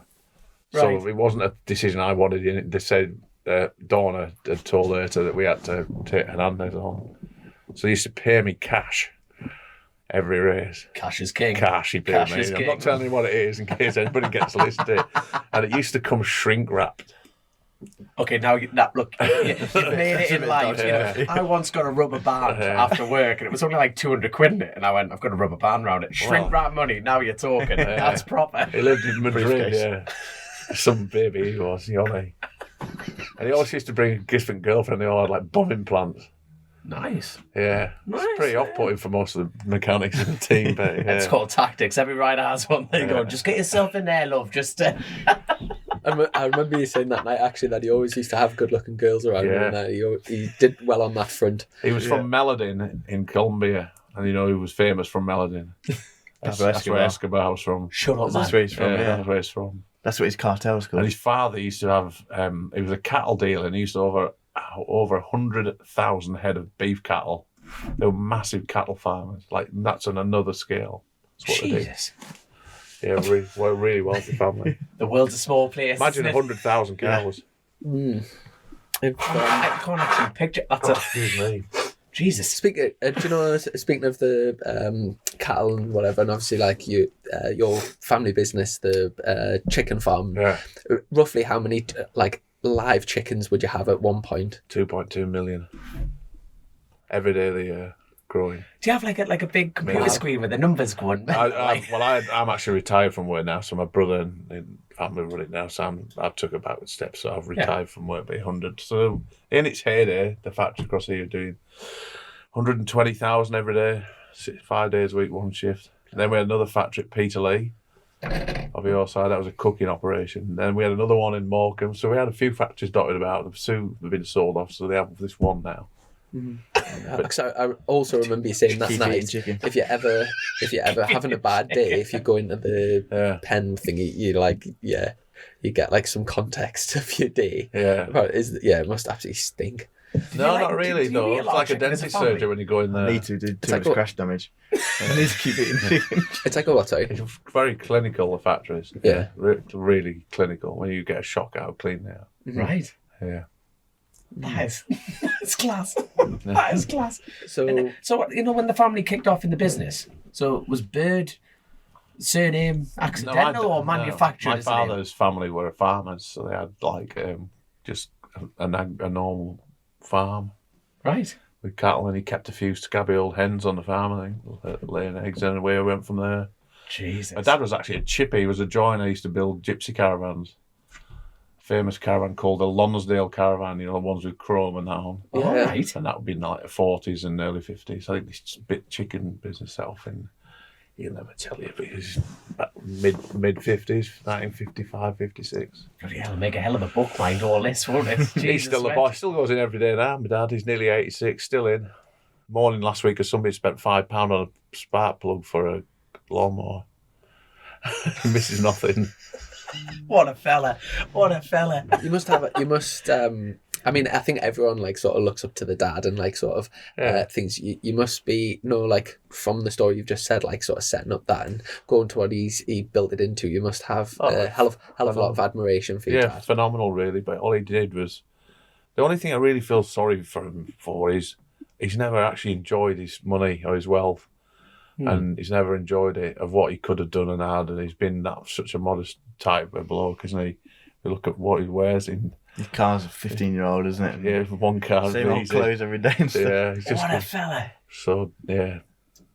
Like, does he, around the dinner table and that, does he ask about the Routine. racing and stuff? Like, has he got a... He misses nothing on a misses Monday. nothing. If we have a bad weekend, I dread going to see him on a I Monday. bet he loves it, I bet a part of must love it. If your lad comes second, he'll be like... No, because a part of must be going, yes. he doesn't understand, but you watch it on TV and he thinks he does understand, but he doesn't understand. Do you know how like all the team And he's deaf and you've got to go through it. Oh, it's horrendous, yeah, on a Monday, bad day. Do you reckon he's pretending to be deaf just for you to go, I fucked up, just leave it alone? He's bad, and if you have to go through, he misses nothing as well. Brilliant. I was going to say, do you know how the team are kind of like all the mechanics and the crew chiefs and stuff are accountable to you? Do you feel then accountable to your dad when you get back to explain how the weekend's He's the gone? real boss. They all know about him, yeah. He wanders around here. And he's that dry still. Yeah. Oh, good, man. I tell you what, all your team's always well dressed. Now, before the show got going, we were talking about red pants. Yeah. And you were going to have a walkout. Why don't the team want to wear red pants? I must know. I've been dying to ask this question. I keep threatening them with red pants, yeah. Why don't they want to wear red pants? Scott's crew chief always used to wear red pants, didn't he? There's cats people do. That was the idea, wasn't it, really? Yeah. Just a bit more like the F1 kind of, F-Ferrari Right. stuff. I would never put them through it, though. Then the idea came. But they all think, I've had a pair delivered this week, a sample pair, so they think it's happening now. But it ain't on the plane. I have mechanics text me and everything. One of Rav, he's from over here. Rav, he's from like Bishop Auckland way. All right. Who works my setup crew? He's going mad. Petrified. He's going to have to wear red pants. The one whinge of working for pub, but we have to wear red pants. What a nightmare they are. No, so after the MotoGP thing, you went back to VSB, and was it? Am I right in saying you went back with Kawasaki with Shaky? Yeah. And then that was quite a long successful stint. He did ride, boy. Did Stuart ride for me that year as well? Yeah, he did. Yeah. So, yeah. He won. Rapid He Stilettos, won at wasn't it? Alton Park. Yeah, we had. Yeah, it was pretty That was phenomenal. what a race that was. They were a good team that together with them too. Yeah. I remember because Shaky got knocked off, didn't he? And then Stuart. Chianari took him out. Yeah, and then Stuart get and I Rolled think through and won the race. that's it. Yeah, I mean, obviously, out of all the riders that you've had, Shaky's won you the most titles. Was it 5 titles or something for you? Has he won 4 or 5? I don't know. I think he's won, and then Brooksy's won 1. Yeah. Here's a lot. Yeah. And Reddin. Reddin. So yeah, that 4. 4 is one for me. has he 4. Yeah. But by far the most successful 4. rider for you. His lot first. 4 was Shaky. Reddin. Brooks. Must be 5. Must be 5 then. Jesus, there we are. Yeah, there you go. I tell you, you see, I'm a very biased roadman, and I think my favourite victory was. 7, 8. Yeah, that's right. He's still figuring it out. He's on it. He's on it. It must be nice when you can't remember how many times points you won it's it. on, isn't it? Bigger problems And than how many that. race wins you've had? 1, 2, 5. There you Only go. won, we 1, 2, 3. And it was only 1, 2 last year, which is not acceptable. Trying to win They're always championships. told, yeah. It's like I said to Josh last week, he was moaning about his win bonus. I said, well, he didn't deliver. I said, this is a results-based business. You've got to deliver. And if you don't win many races this year, I said, our relationship will be short-lived. Yeah, they're always told that. Christian was told that from day one. I mean, we all laughed about it. I said, but you have to win. Keep paying you to do the job. Yeah. Speaking of Christian, have you enjoyed working with Christian over the Yeah, last we're 2 still years? mates, and I've had a bit of flack of late. But listen, I gave him that down the nod. Listen, you don't wait. I said, how unfair it would have been on you to have waited and we don't run, and you've missed a ride or 2. So, yeah, I've only tried to be fair with them. But you've got to win. Got to win. He won. We get on well, still. It was his wedding, and we're still big pals and always would be. Maybe he could ride for me again sometime, but it's about winning. You have to be selfish in this game. I've got a quick question. Christian Hidden's not available. Josh Brooks and Tom Sykes is not available to ride your bikes. Who would you pick? Chrissy Rouse. Right, I'm going to go personally shoot Tom Sykes, Christian Hidden. You could be his tyre man for a week. I'm happy day. As long as I get red pants, I'm in. You're in for the TT then. I'm dead. Yeah, really. I'll ride for the TT. There you go. But So which class is he riding at the TT then? Super Sport, Super Twin. I've had to buy my own BMW Okay, for well, the. that's sensible. Yeah, Yeah, so that's the bike to be on if you're privateer. Right, they are good, brilliant. That's cool. Do you know, out of sort of taking your riders out of the equation, who are do you have someone in the championship that you like as the favourite, like the biggest rival going into the season, or do you think there's quite a few of them that could win it? There's a few. I don't even have to think about that quickly. You know that Yamaha are going to be strong. You know, Bridal's going to be strong. You know, Haslam will be strong. You know, so yeah, it's going to be tough. It's going to be a good year. It's spectating what it is, isn't it? It's like the fullest grid in BSB. Yeah, he can be hot and cold, but maybe he has a lot on his plate with the roads and his own classes and then championships that he's involved with. So maybe, hopefully, he'll take his eye off the ball a little bit. Mm-hmm. Do you know all the years that you've raced? If you could relive one year, so in terms of for any reason, which year would you relive?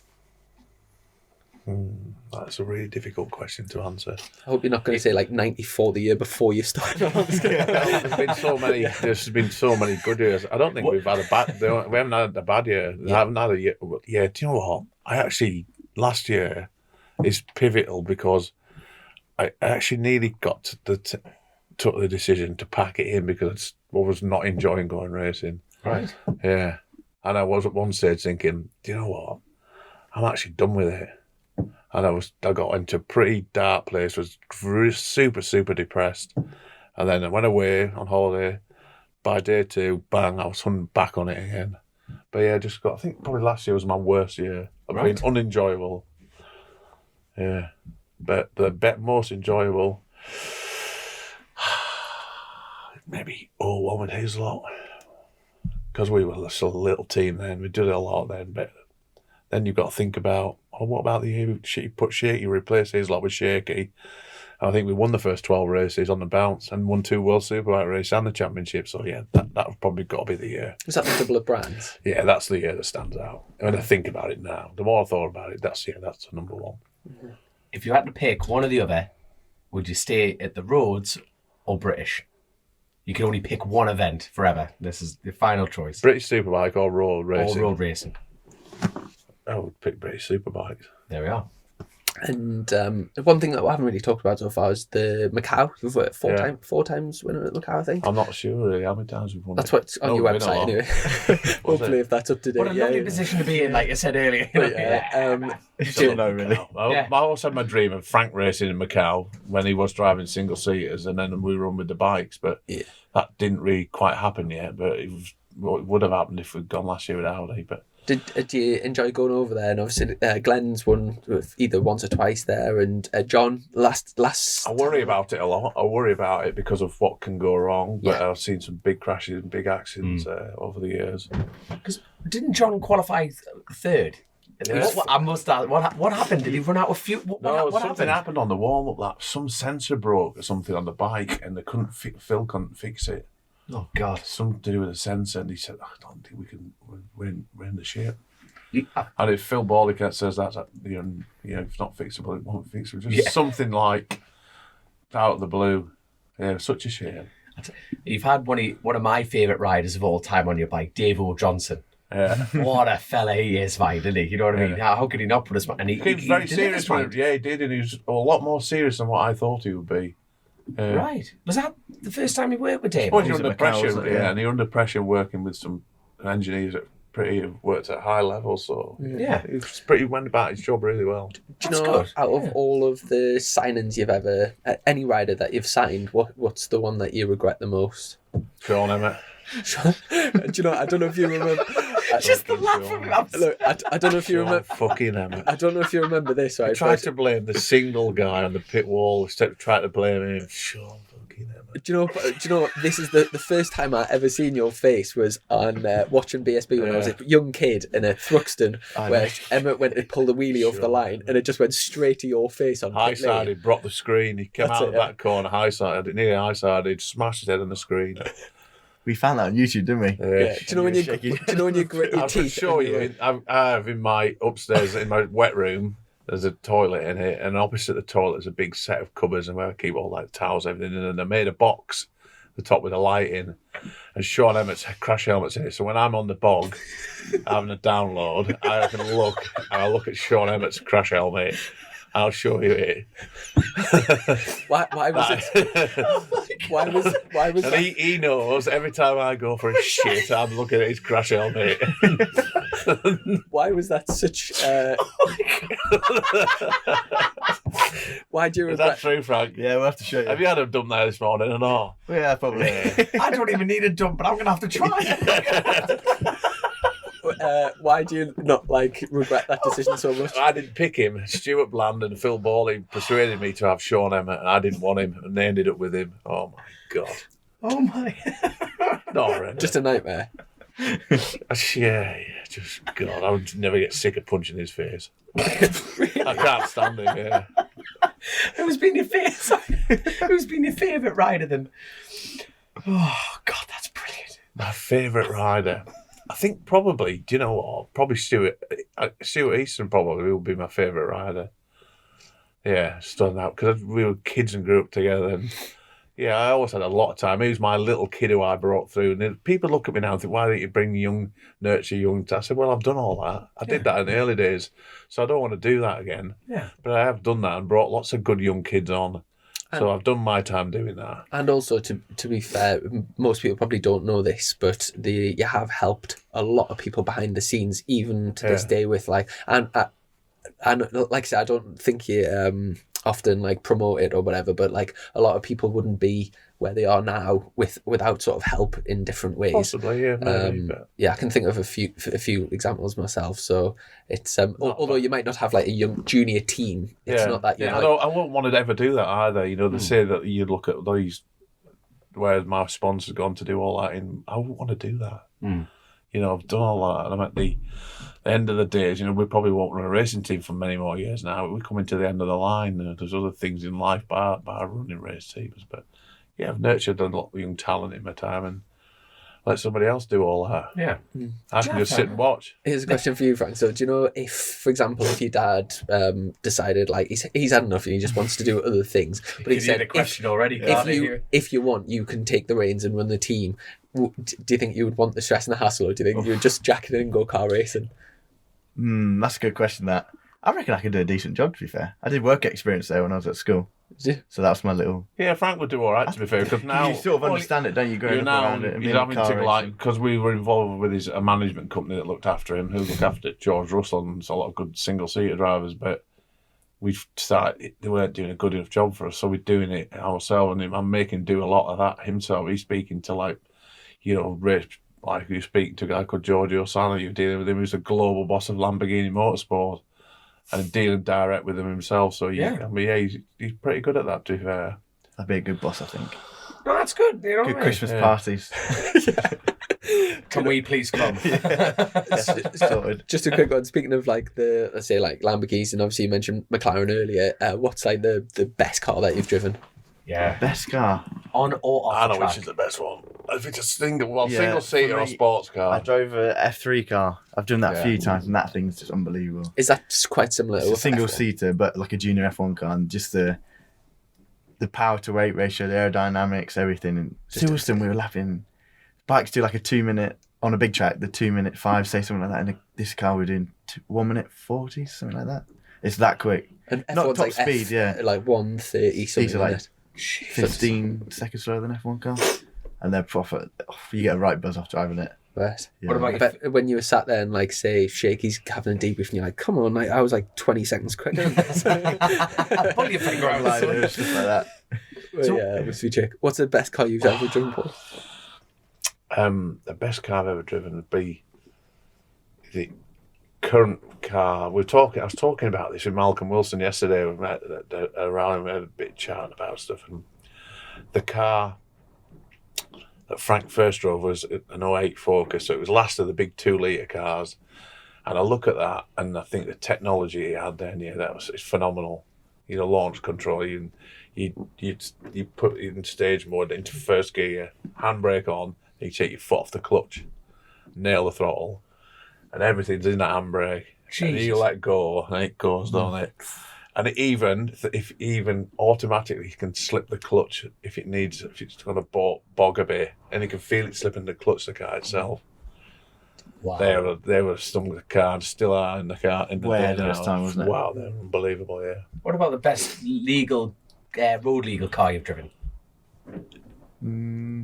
I've not driven that many. I like your Lamborghini. That's a cool car. Urus, the 4x4. That must be frustrating for you, being a professional, both of you being like, top end car drivers, like getting in a nice fast car and then getting out 30 mile an hour, and you must be going, I know what this can do, you know what I mean? That Aventador was a trick car. Yeah. Is that like, is the 4x4 Lamborghini, is that like equivalent of a Range Rover, so a big family car, but it's also fast? 130 Like really grand fast. dealer. They're like 240 grand. That thing's nuts, isn't it? If it had wings, it would take off, wouldn't it? Honestly. It's that fast. That good. Yeah. Jesus. Now, we will have a few very quick Patreon questions, but just before that... I've got... sorry. I was just going to say, you obviously had a real successful year with Scott Redden. It basically brought him in to do the job, and he delivered in the first year. You could, perfect season really for you. Then obviously he's won a World Superbike, stayed with Ducati, had a decent time, switched to BMW. Do you think that he's still a championship contender on a BMW? No. Right, fair enough. And I presume you... I rate him as a rider very highly, and he'd go about his job well. But I just think that the Kawasaki is at a high level, then Ducati is at a high level as well. And the Yamaha. Yeah, but you got to take them into forgot about Yamaha, especially the rider. Yeah, they're probably the biggest title threat. But I don't. I think the BM's quite... No disrespect to Scott. I'd like to see him. I think he will win races, but for the championship, I think it will be quite difficult to win for them. Yeah, fair enough. What was the question you had? Oh, no, I was just about to say, you briefly touched on a little bit of a dream about the Macau. You know, what's... Are you going to do Macau? Come on, you've got a smile on your Too right, face. Bucket list, definitely. Too right, we're going. Yeah, I'd love to do it. And even if, because you're young enough to actually, if we don't get a drive in a GT car, which we will get, you could drive in a single-seater car, which is the showcase class to be in, isn't it? I've been a few times just to get used It's to good it. crack, isn't it? Yeah, I love it. I do. Depending what the single-seater class that is the would class be- to be in yeah. it. We used to be all F3, but they're unsure which cars they're going to use. Whether it's like the old Formula Renault or... So you could competitively drive that, I'm sure. Would you want to go with your bikes as well as you want to do the whole... Yeah, that's That'd be cool, that's my wouldn't bucket list. That's at the top of the tree. To have the bike team there and have Junior there as well. That'd be awesome. Oh, that would be mental. Quick that'd be question from Tony Rolls, and I'm Dom, shut up. Let him get on. I'm gonna. Never shuts up, does he? Somebody they warned me about that. That's sugar-free as well. All right. I'm Good gonna stuff, that adapt this, but do you know, for example, in the run up to the TT, like say after the Northwest this year, Michael decided that he was struggling with the Ducati, Yeah. and Josh Brooks wanted to go at the TT on your Ducati. Would you like to see Josh there? If he'd have to ask me. I wouldn't ask him. If he asked me and said, I want to do it, and I want to do it for the love of doing it, yeah. Was it that when we had Josh on here, he sort of sounded like he wanted to go back and do the TT? Is that a conversation you've had with Yeah, him? but I think budget-wise now, we could do it. Well, I wouldn't want to run two because it's too much stress for the team, but we can comfortably do the TT thing with one rider and do it well and do it properly. It's too much stress upon any of the members, and some of the staff we have won't have been there before, so it's not fair on them. But I think we can do a really good job of we just go and do with the one rider. Because it's like you say, That thing's a new engine in every practice. It'll be a different engine, so we'll be running. We have a program that looks like they're going to be using at least 5 engines, €39,000 each. Wow. How excited are Ducati about going back to the Isle of Man? You know, when you have you been? I wouldn't have thought massively excited because of. I know Domenicali was very against us doing it years ago because of the risk factor, and I can see where that's coming from because I also worry about that massively. Yeah, of course, but. And it's like that bike, that generation of bikes ever been round, and it's like the engine's in the middle and they bolt the front onto the back, and you're thinking, Don't worry about that bike. That bike will be mega around there because we'll be running full noise exhaust as well. Yes, that I will know. be the business. and That bad boy's going down Sulby Straight. I can't wait. You want to be stood at the port at Sulby Crossroads. That'll be bad. It'll be badass going there. I can't wait to hear. I think everyone listening to this will be nodding in agreement. All the way up through the first run, all the way up from Union Mills, all the way out to the island. It'd just be unbelievable, that thing. Are you going on Dunlops with Dunlop? Well, he's talking about that, so I'm just leaving that with Johnny and them. I think it's maybe not the right thing to do. Because I was about to say, because all the development that you've done over the There's years has everything been on the Pirellis. Yeah. And I think what Dunlop actually doing, what are they developing? Where's the tyre coming from? Is it coming from America? And there's lots of things to think about. Yeah. But I'm not sure it's the right thing. I know there's a lot of people going with the Pirellis this time. Right. Like not Honda, McGuinness will be on Pirellis. I bet you'd never think that. He's on Pirellis. Honda on Pirellis. Wow. Right. Philip Neal's running Hutchie on Pirellis, which Hutchie did ride Pirellis when he rode for me. Now, is that the Metzler side of Pirelli or actually Metzler, Pirelli? well, it's just the same thing. Yes, of course, aye. But we called in to see Jason and Griffiths on last week, me and Johnny. So I'm not against running Dunlops, but I'd rather we did run the Pirelli. Yeah, because by nature the Dunlop is a stiffer carcass, and like the bike gets like it's a rigid bike anyway, isn't it? The I've never ridden one myself, but these are the things you're told, like, you know what I mean. So, I can't, if anyone's going to handle that bike around the Isle of Man, you've got the right man for the job. Yeah, but we're going to have to alter him and the way he rides a little bit, which I'm sure he will do. Right. Yeah. By the way, I'm going to put my name in the hat. If Josh won't do it, I'll step in. I'm just. You can ride the sidecar we might run then. Happy With days. Norman. Yeah, with Norman, yeah. I'm all about it. I've got my passenger license. Norman, if you're listening, are you up for that? I'm up for it. Yeah, I've got the license. I'm there for it. How do you think Glenn will do first year at the TT? Yeah. Massive ask. I don't know, but I think he'll definitely do the homework and he'll definitely go about it very professionally. And his approach will be, he won't lack for trying. He'll put 120% effort in. I just hope he's safe, and I think he needs to enjoy it as well. We were talking about this last week with Paul Phillips, and he said, I hope he really does enjoy his first TT, because it's probably going to be the only one he will get to relax and enjoy and have a nice time. Yeah. So I hope he goes about it that way, and he's bothered about it. He'll have targets of where he wants to finish, but I just like him to enjoy his first TT. Yeah. You know, I don't think he's going there for the financial reasons.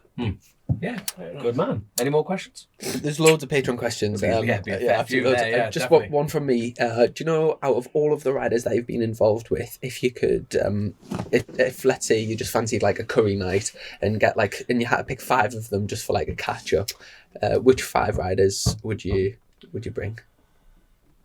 None of them, because none of them want to pay. It's a freebie.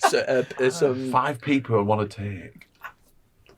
Got to ask him the pub question after this as well. It'd be quite difficult, because I like get on with so many of them. we'll put Stuart Easton in to start with, because you said I get on with all the riders, and a lot of them. You know, ones who be difficult. I just want the ones who are a good crack. And to be fair, they're all a good crack. Yeah. You'd have to have an Irwin there, because you have to give him a load of stick on it. I'd have to have an Irwin. You've got to ask the pub question to the pair of them, and like ask them the pub question about anyone in the world, alive or dead. Well, it's basically just the same question, but it doesn't have to be a rider. Who could be? Or any person in the world. Yeah. Okay. You could say, let's say 3. Anyone in the world, alive or dead. David Beckham. Really? Yeah. Hold on. Go on then. Why? Curveball. I did not see that happen. Why? I don't know. I make that sound like I know him. I don't know him. Yeah, I just think great footballer of all time. I think great. I would like to meet him. Ask him why he wears different trainers. He only wears a training shoe once. Right. Pairs of socks once. Treadies once. Just wears things once. That's it. Done. That's where you know you made That's it. brass. That's brass. That's weird with boots, because usually you bed them in and like make them feel. I tell you one who I did meet, and I'll never forget. I told him about the Maradona story when I met him in the airport, and I went to ask him for a picture taken. He wouldn't have his picture taken with me, so I absolutely ripped him a new ass. He said, "He's cheating." I was going mad. This girl said that I was going out with the time. We were coming back off holiday. God, that was a bit harsh, wasn't it? He wouldn't ask me. So I never, ever have asked anybody for a picture since that day. Yeah. He just went, no. Just looked up at me and shook his head. There we are. I should have chinned him. I was close. Just bray him. I should have chinned him, yeah. Brilliant. Okay, that's 1. You've got 2 more. And then you've got time to think about yours. Good man. Come on, 2 more. Beckham. Who did you Beckham? This is class. You got to have a bike race or something, haven't you? Senna or something like that. Senna. I like that. Schumacher. All them type of guys who were a bit at the top there. I wish I'd been around in the Barry Sheen era. Oh, Barry Sheen. No one said Barry Sheen. Imagine the crack what it would be like. Oh, God, aye. Yeah. God, that would have been good. That's definitely your three. Come on then. I was going to go for James Hunt. He used to be in F1. Yeah. Basically the Barry Sheen Brilliant. of F1. That would He'd be good that crack. would have been min crack. Him, I was going to say Roger Federer, Right. tennis player. Yeah. Just everything he's achieved, stuff like that. Right. That's a And proper third curveballs one. coming here. He gave me his cap once. I've got and Federer I gave it away. Worst thing I ever did. He gave you a cat. Went to Emirates Classic Golf 2 and met him in the bar, in the players' bar, and he gave me his cap signed. I thought you said cat. I'm His thinking, cap. how did you link in He the gave me his cap, signed cap. All right. And I gave it away. This girl was going out at the time. Biggest regret of my life, giving the Roger Federer cap away. That's one of the Patreon questions already. I'll tell you, He's biggest cool. regret. When you meet him, he's a cool guy. Right. Yeah. Who's the most famous person you've got in your phone book? Nice. Telephone book. No, I would not. Well, electronic phone. Nobody's got a phone book these days. You know. Famous. I don't think I've got any real famous. Don't know really. My dad. Yeah, maybe my dad. I don't really have any. There we are. Yeah, superstar friends or yeah, my dad. Mike Trimley maybe from Herta. All these riders would be, so all the riders would be like, he's going to say me here. Oh shit! Straight off the bat. Go on then. You've got one more. I was going to go for a fit bird. Now there's an answer. How are then? A fit bird. Just open the book. You can tell that Apple hasn't fallen far from Good that. lad. Good lad. I remember that Melanie Sykes would be my favourite. If I had a famous bird in my phone, but it would have been Mel Sykes in their day. Right, now, go on. I presume you used to meet when you were. I went out with it a few times. Oh, did you? Yeah. Oh, nice. Was that one of the best? That is cool. Was that one of the best? That is cool. Is that one of the best dates you've been on? The coolest thing was when my pilot Richard said to me, because I'd sent the helicopter to pick her up in London and brought her to Kelbrook fight in Liverpool. Johnny Mauer was working. He drove the minibus, drove us around Liverpool. She was proper famous when he went out with her. Everybody knew her. One guy scousing he laid down in the street and just wanted her to walk on him with his stilettos. And then she was going back. Did she do it? Yeah, then we were going back. Yeah, I can ask Johnny Mauer, who works for me. Richard, my pilot, flying her back to London on the Monday, and then she said to him, "So, where's Paul rented this helicopter from? Did he rent it? How much?" And he said, "No, that it is his." And she went, "Oh, I thought he just rented it in for the weekend." So she thought I'd just done it. To impress her, kind of thing. I just done it to impress her. That is okay. That's quite a tall challenge to get to. She was a nutcase, so that didn't last long. Really? Yeah. Wonder if she'll listen to this. I'll be very honoured. Go on then. Oh yeah, I forgot about that. Give me a fit bird then. Come on, I want one fit bird. I'm going to end up dropping somebody in here. I'll just read. I'll suck that one back in. Yeah. Have you met Liz Hurley? No, I met. I've kissed. What did they call James Tozon's wife? That got Katie Mellior. Katie Mellior, yeah. And I knew who she was. I said, "What's this to the lads?" On my golf buggy, we're in Bruno. I said, "What's this? I'm going to stick the lips on her." So he introduced me. I just got a big smack around the cheek. "Oh, you're a bit cheeky, aren't you?" She said. You're like, "Yes, I am." Straight off the bat. There you go. So, right, one fit. That's very good answers there. So we've got. I'm just going through one in my head there. There we go. Straight off the bat. So we've got any more questions on the Patrons, Chris? Or you broom one up yourself? No, good question from Luke. He said, if Ducati came to you and wanted you to go to World Superbikes, would you be interested in doing that again? If Stu Higgs has listened to this, I've got to say no, so probably not. Yeah, no. As well as BSB. I've done it. I've been there and done it, and at this stage of life, it's not important for me to do that. My most important thing for now, for me, is Frank's career and being 110% behind him. So that's why I know that we won't run forever. Yeah. We're coming to the twilight years now. Mm-hmm. And I've got to put my family first and think about them before anything else. What's your dreams with where do you want to get to with the racing? I think I've sort of passed the F1 kind of dream. Just to be employed by a manufacturer, get paid to race, fly all over the world, get to do the best races. GT racing. GT racing, yeah. Yeah. make as much money as possible. So I must ask, because obviously I don't keep my finger on the pulse of car rings, but Yeah. why do you think you're past the F1 stage? I sort of did all the junior single seater stuff, which is what F1 is, and I didn't really get the results. It's all money based. Yes, Got to be with a good team. We and didn't stuff start early enough, though. We Yeah, didn't come sort from the of karting background. like that. The boat kind of. Yeah. I was Yeah. playing catch up on the Lando Norrises and now this world, the same age. So Yeah. we were all a year behind them. You learn a Playing lot catch up, doing yeah. it, but you spend a lot as well. Yeah. Outside of racing, has to be outside of racing. What's left on the bucket list for you? Oh. Not on the bucket list. Lie down and get Melanie Sykes to walk up in her first. You'll never forget that one, will you? A bucket list. I don't know, really. God, I don't really have a bucket list. yours really. should be The 4 emails, times the size of Port. I wanted to watch the Ashes cricket down under in Australia. To go and watch the tour down there. Right. That was one of my bucket list things, yeah. There we are. That was random, wasn't it? I like this. This is mint. Cricket. This conversation's going to 100% around up and down here. Oh. In all fairness, I don't think there's a great deal that you probably haven't already done that you wanted to Something do. I really, really wanted to do. God, Outside, no. that's the thing. It's Bungee jump or something. Got no Skydive. chance of that, yeah. No, I don't know.